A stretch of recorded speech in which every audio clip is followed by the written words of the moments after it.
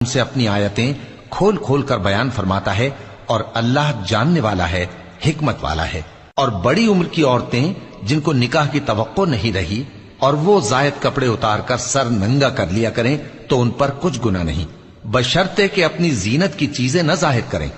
اور اگر اس سے بھی بچیں تو یہ ان کے حق میں بہتر ہے،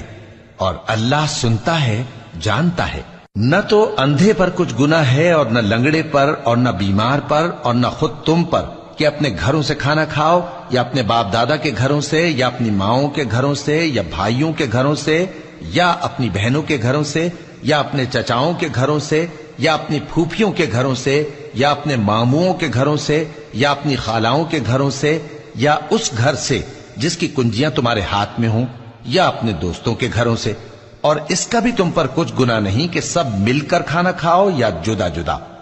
پھر جب گھروں میں جایا کرو تو اپنے